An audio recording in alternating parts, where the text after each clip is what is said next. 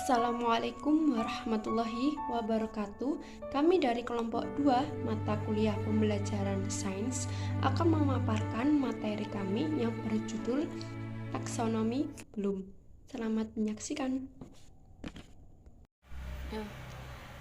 Di sini saya akan menjelaskan tentang pengertian taksonomi Bloom.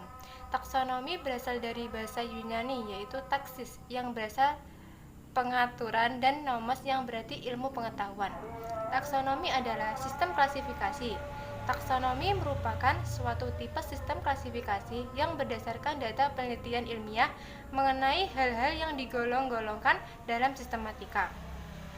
Nah, taksonomi Bloom sendiri merupakan struktur hierarki atau bertingkat yang mengidentifikasikan keterampilan berpikir mulai dari jenjang yang rendah hingga yang tinggi.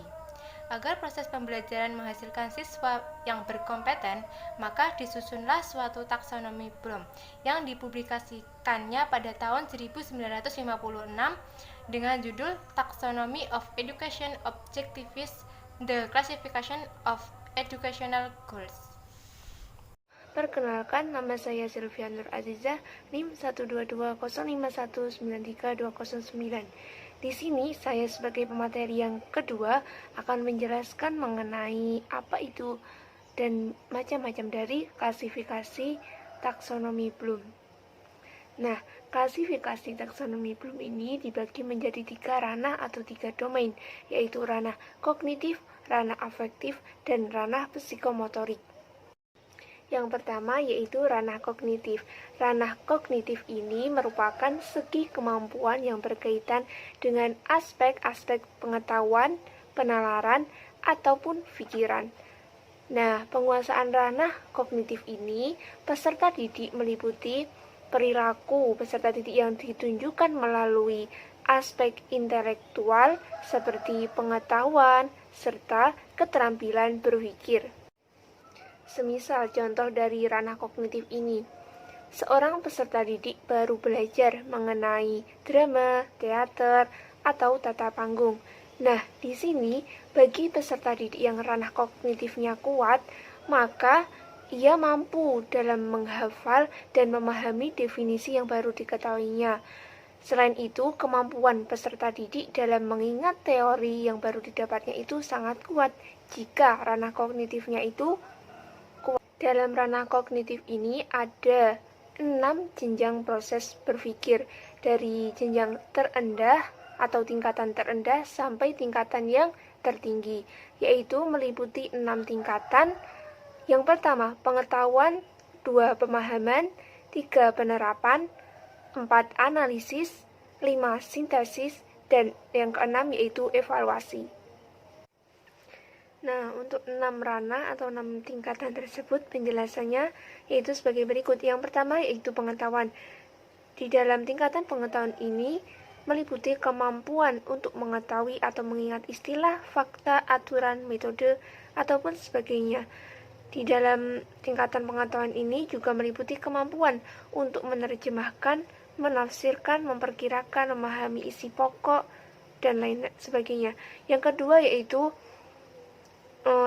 dalam tingkatan pemahaman, tingkatan yang lebih tinggi lagi, yaitu kemampuan untuk memecahkan masalah, membuat bagan, menemukan konsep, kaidah, prinsip, ataupun sebagainya. Kemudian tingkatan yang ketiga yaitu penerapan. Di dalam tingkatan ini meliputi kemampuan untuk memisahkan, membedakan seperti merinci bagian-bagian hubungan antara yang satu dengan yang lain. Itu merupakan tingkatan yang ketiga, yaitu tingkatan yang lebih tinggi dari pemahaman. Kemudian tingkatan yang keempat, yaitu analisis. Dalam analisis ini meliputi kemampuan menyusun, seperti menyusun karangan, rencana, program, kerja, dan sebagainya. Nah, untuk ranah yang kedua ini yaitu ranah afektif. Ranah afektif ini merupakan kemampuan yang mengutamakan perasaan, emosi, dan reaksi-reaksi yang berbeda dengan penalaran. Dalam ranah afektif ini berkaitan dengan sikap dan nilai. Kawasan afektif ini berkaitan dengan aspek-aspek emosional seperti minat, perasaan, sikap kepatuhan terhadap moral, ataupun berkaitan dengan nilai. Di dalam ranah afektif ini terdiri dari 5 ranah atau tingkatan yang berhubungan dengan respon emosional terhadap sikap. 5 tingkatan tersebut meliputi penerapan, partisipasi, penilaian atau penentuan sikap, organisasi, dan pembentukan pola hidup. Di sini saya akan melanjutkan dari pemateri sebelumnya, yaitu tentang salah satu klasifikasi taksoni Bloom. Selanjutnya adalah yang ketiga, yaitu tentang ranah psikomotorik. Psikomotorik itu adalah salah satu ranah yang menilai tentang keterampilan atau kemampuan melakukan sesuatu setelah seseorang itu menerima pembelajaran pada bidang-bidang tertentu. Ranah psikomotorik ini biasanya meliputi kompetensi melakukan suatu pekerjaan dengan melibatkan anggota badan, serta kompetensi yang berkaitan dengan gerak fisik atau biasa disebut dengan motorik. Nah, kategori yang termasuk dalam ranah psikomotorik ini ada 4. Yang pertama yaitu ada meniru, memanipulasi, pengalamian, dan artikulasi. Yang pertama itu ada meniru ya. Meniru itu adalah suatu kemampuan untuk melakukan sesuatu dengan contoh yang diamatinya, walaupun kadang itu belum dimengerti makna dan hakikatnya. Yang kedua yaitu apa tadi? Ya, memanipulasi. Nah, memanipulasi adalah suatu kemampuan dalam melakukan suatu tindakan serta memilih apa yang diperlakukan dari apa yang diajarkan oleh seorang pendidik. Yang ketiga yaitu pengalamian. Jadi pengalamian ini adalah suatu penampilan tindakan di mana hal yang diajarkan dan dijadikan sebagai contoh telah menjadi suatu kebiasaan dan gerakan yang ditampilkan lebih meyakinkan. Yang keempat yaitu artikulasi. Nah, artikulasi ini adalah suatu tahap di mana seseorang dapat melakukan suatu keterampilan yang lebih kompleks, terutama yang berhubungan dengan interpretatif. Itu tadi penjelasan dari saya mengenai klasifikasi taksonomi Bloom ranah psikomotorik. Terima kasih.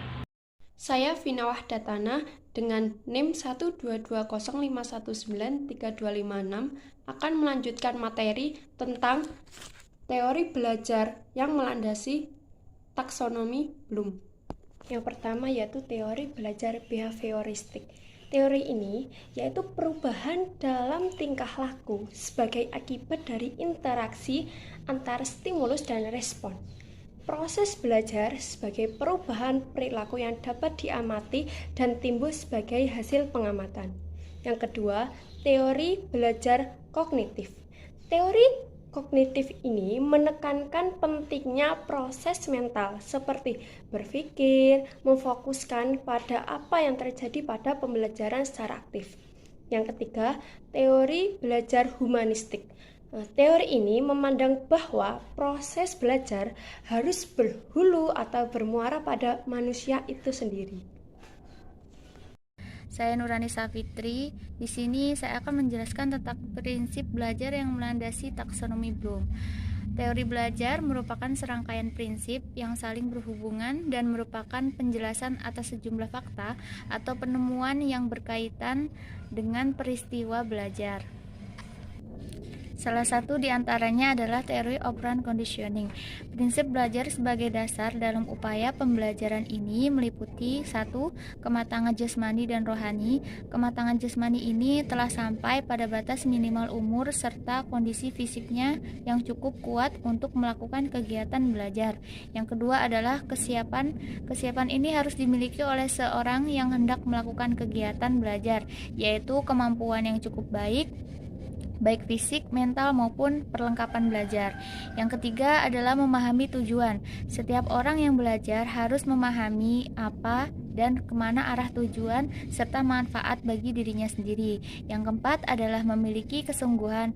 Orang yang belajar harus memiliki kesungguhan belajar dengan hasil yang diperoleh akan memuaskan dan penggunaan waktu dan tenaga tidak terbuang percuma, yaitu lebih efisien. Yang kelima adalah ulangan dan latihan. Sesuatu yang dipelajari perlu diulang agar meresap dalam otak, sehingga dikuasai sepenuhnya dan sukar untuk dilupakan. Sekian, terima kasih. Demikian dari kelompok kami. Mohon maaf apabila ada kesalahan. Wassalamualaikum warahmatullahi wabarakatuh.